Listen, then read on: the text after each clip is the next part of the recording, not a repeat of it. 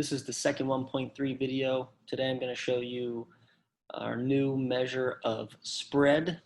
I'm going to show you how to calculate what's called the standard deviation. We already know how to do the IQR, which is a measure of spread. It's the middle 50%. We know how to find the range. And today I'm going to show you how to find the standard deviation. So standard deviation tells us the typical distance from the mean. It's the average distance from the mean.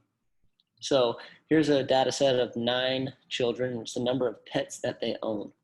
So you can see the dot plot made here. And to calculate the standard deviation, you're going to take a number of different steps. Basically, you're going to find the mean, and then you're going to find the distance from the mean. So let's say it's 4. You're going to measure the distance from this point from the mean, this point from the mean, this point from the mean. Add them all up and take the average distance. But it's not that simple because we have to do some squaring, which I'll talk about in a second. So first find the mean, find the distance from each observation to the mean. Then we're going to square each individual to negate the negatives. Then we're going to find the average square deviation, which we're going to call the variance. Then we take the square root, and the square root of the variance is the standard deviation. So there's a direct relationship between standard deviation and variance, which will be important throughout the year. So I'll go ahead and do that by hand for each of these. First, to find the mean, though, I'm going to go ahead and share my calculator. So refresher on how to find the mean with the calculator. Going to hit Stat, hit Enter to edit. You can see I've already typed in the numbers from my list. So I should have 9 values here, which you can see I do. Then we're going to hit Stat, scroll over to Calculate one variable statistics. Make sure you're using list 1 or wherever you typed your data. X bar, we know the mean is 5. So if I go back to my notes page here, I'm going to add up the distance from each observation to the mean of 5. So for example, I'll start with this first point. So xi stands for the individual that you're using. The individual minus the mean is going to be 1 minus 5, which is a distance of -4. Then we're going to square that value, and that would be 16. So that I've done that for the first observation. I'll go ahead and do it for the remaining 8 observations.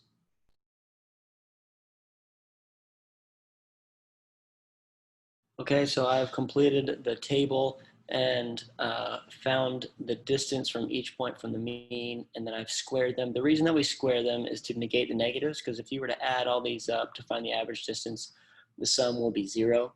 So we square them to make all of the values positive. We don't use absolute value because quadratics are better for estimates. You don't need to understand why we don't do absolute value, but if you think about a V versus a quadratic, one will be, the quadratic is better for estimating.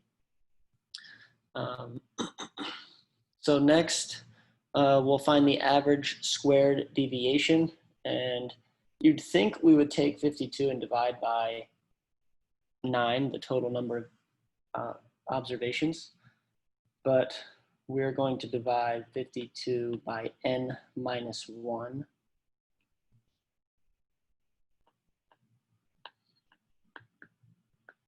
Which is going to give us about 6.5. And so the variance for this problem is 6.5. And remember, take the square root to get the standard deviation.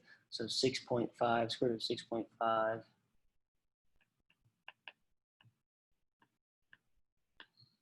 It's going to be approximately 2.55. Now, I showed you all this by hand just so that you can have a full understanding of what standard deviation is. It's the average distance from the mean. Add up the distances and square them and divide by n minus 1 to get the average distance. All that we did is right here in this formula.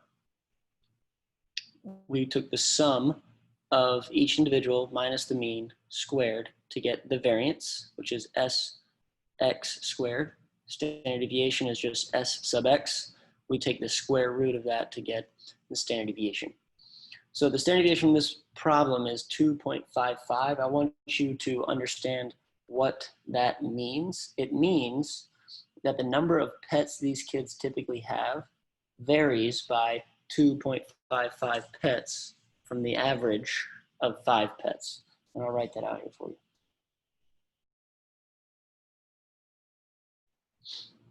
So there we have it. It's the typical distance from the mean. And in the last video, we talked about choosing the appropriate measurement of center and spread.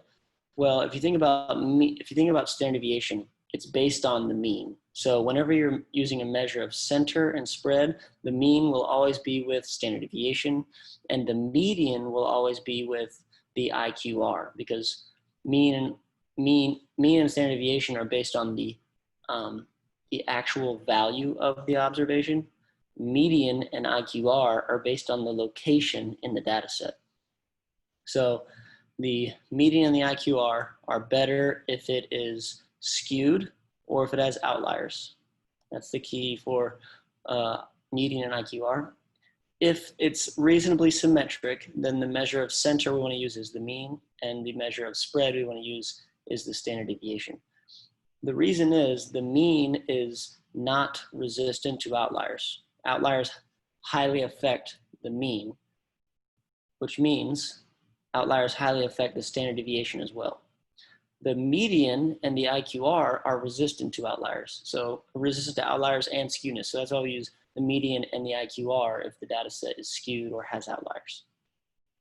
Go ahead and give this problem right here practice. Type it in your calculator and see if you can calculate the mean and standard deviation. Which reminds me, I need to show you how to do that. So let's go back to my calculator. And even though I showed you how to do all of this by hand, you will never have to do this by hand. You will just type the values in your calculator like I've already done. So I'll go to my list here, and you can see that I should still have the values typed in. So I'll do stat, calculate one variable statistics using list one, calculate, it gives me X bar as the mean. Then you can look here, it's going to give me the standard deviation, which we said was 2.55 for the problem. And as you can see, this is more accurate because it is, it's holding on to all of the decimal values. N stands for the sample size. And if you scroll down, you should remember you can find the 5-number summary: minimum, Q1, median, Q3, maximum. So when you're making a box plot, it's very, very easy just to make a box plot using these values. And in the next problem, I'll actually show you how to make the box plot on your calculator. So use this information to practice on the independent practice problem on the notes.